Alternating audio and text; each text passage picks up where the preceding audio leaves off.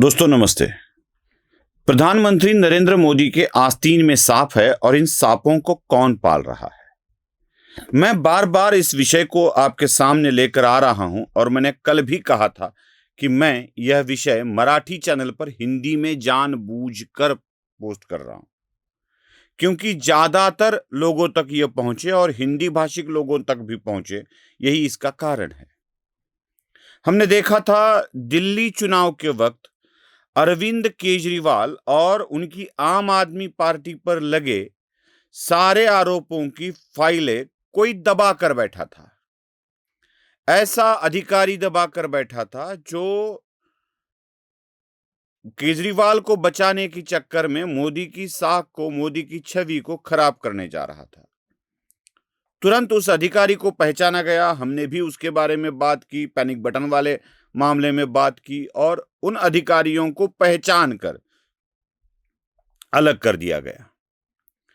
आज भी ऐसे भूतपूर्व अधिकारी एवं कुछ ऐसे लोग जो हिंदुत्ववादी बनने का दावा करते हैं, वह हिंदुत्व की आस्तीन में सांप बनकर बैठे हैं। मैं भारतीय जनता पार्टी या नरेंद्र मोदी पर लगाए गए आरोपों के ऊपर बात नहीं कर रहा हूं। षड्यंत्र देखिए क्या होता है। इस षड्यंत्र को ठीक तरह से समझ लेना पड़ेगा। अगर समझे तो ही ठीक है, ना समझे तो कल्याण है अपना। षड्यंत्र यह है कि कुछ ऐसी चीजें चलाओ जिससे भारतीय जनता पार्टी की छवि खराब हो, नरेंद्र मोदी की छवि खराब हो और साथ ही साथ हिंदू धर्म में जातिगत संघर्ष पनपे। आरक्षित जातियां और अनारक्षित जातियां, इनमें संघर्ष हो और यही बात बार बार फैलाई जा रही है। मैं आपको सबसे पहले एक ट्वीट दिखाना चाहूंगा। ट्वीट से पहले गुजरात में लगाए गए, सरकार द्वारा लगाए गए होर्डिंग दिखाना चाहूंगा। पहले होर्डिंग की तस्वीर देख लीजिए।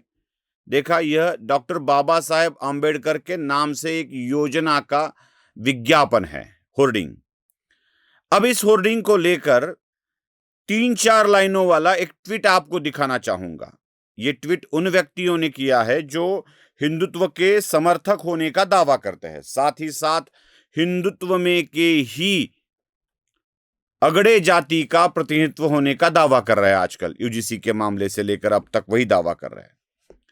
देख लीजिएगा, इसमें 3 वाक्य बड़े महत्वपूर्ण हैं। पहली 2 लाइनें सच है। गुजरात सरकार ने एक योजना चलाई है। उस योजना में 15 लाख तक का कर्जा दिया जाने वाला है और वो फोटो भी सच है। अब एक नीचे लाइन बढ़ा दी जाती है, वो भी आपको मैं दिखा रहा हूं। हिंदी में लाइन है, अंग्रेजी में लिखी है, मतलब अल्फाबेट्स अंग्रेजी वाले है, लिखावट हिंदी वाली है। सबका साथ, विशिष्ट जातियों का विकास। ये लाइन बड़ी महत्वपूर्ण है।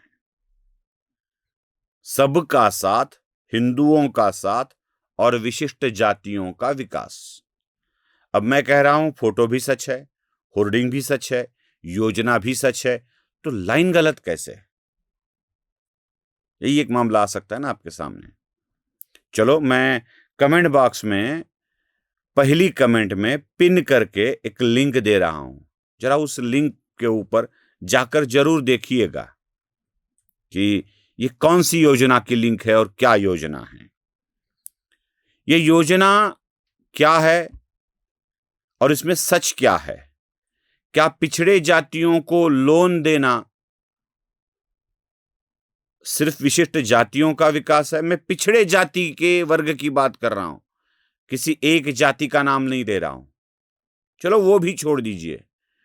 पिछड़े जातियों को इतनी योजना है, फिर और एक योजना 15 लाख वाले निकाल कर क्या करेंगे, क्या होगा, ये भी बातें हो सकती है ना। मैं आपको एक सच बताना चाहूंगा।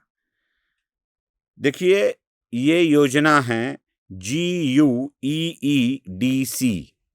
क्या है? GUEEDC। अब मैं इसका फुल फॉर्म आपको बता देता हूं, लिख लीजिए, अंग्रेजी में भी है, मराठी में भी है, देख लीजिए। Gujarat unreserved educational and economic development corporation.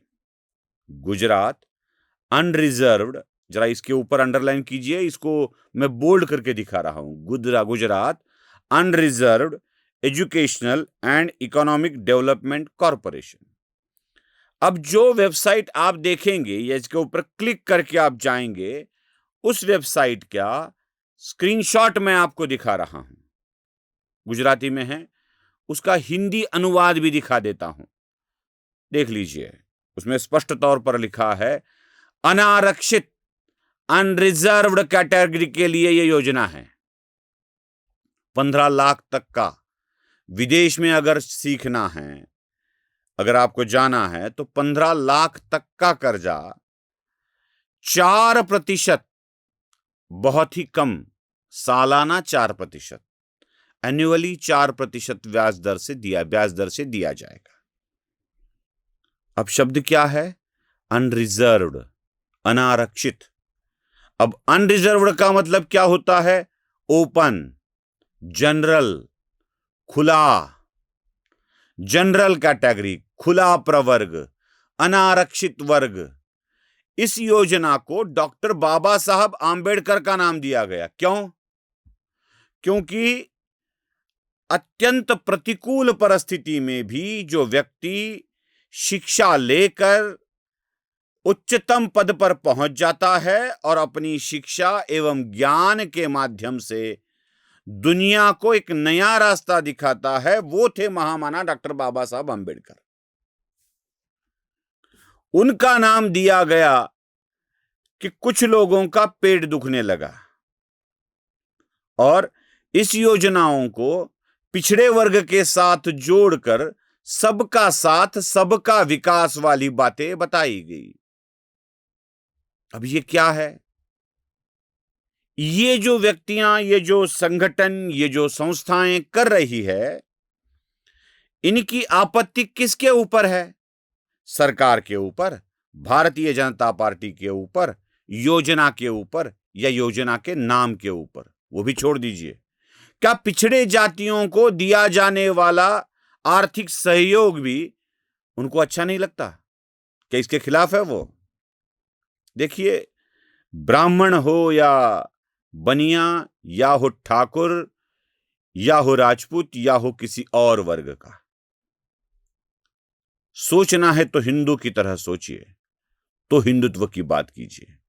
बात हिंदुत्व की करेंगे, और मैं जब भी किसी जाति की बात करता हूं, मेरी जाति की बात करता हूं, तो हिंदुओं में जाति को पृथक करने वाले मिथ्या अपराध आरोप जब लगाए जाते हैं, तब मैं बात करता हूं। ये ऐसा नहीं है, ये बताता हूं।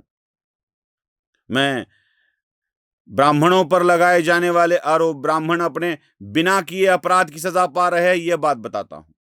हिंदुत्व की बात करेंगे ना, तो हिंदुओं की बात कीजिए, हिंदू में पिछड़े जातियों को पृथक करने की बात मत कीजिए।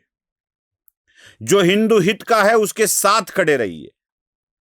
ये इस तरह से जातिगत संघर्ष लगाकर, ऐसे गलत चीजें फैलाकर आप करेंगे क्या? इसलिए ये दूसरा एपिसोड मैंने बनाया है, मोदीन के आस्तीन के सांप वाला। गुजरात सरकार की योजना अनारक्षित वर्ग के लिए थी, उसको आरक्षित वर्ग के लिए बताया गया। अब सरकार का हाल यह है कि हमने अनारक्षित वर्ग के लिए किया है, यह खुलकर भी बता नहीं सकते। जैसे मध्य प्रदेश में हमने देखा, मध्य प्रदेश में जो चीज की ही नहीं थी उसको बताया गया। गुजरात की और योजना के बारे में भी मैं बता रहा हूं। मोदी के आस्तीन के सांप, जिन्होंने सांप बनकर मोदी के आस्तीन में तो प्रवेश कर लिया, लेकिन अभी वह मोदी को ही डसने के लिए तैयार हो गए हैं और वही हिंदुत्व की बात लेकर आगे बढ़ रहे हैं।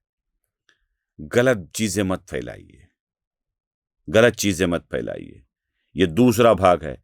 तीसरा, चौथा और भी कुछ बनाने जा रहा हूं। जितना मिले उतना आपके सामने लेकर आऊंगा। सावधान रहिए, सतर्क रहिए, अपने आप को भ्रमजाल से बचाइए। बस इतना ही। नमस्ते। जागृतीचा विधायक बुरुज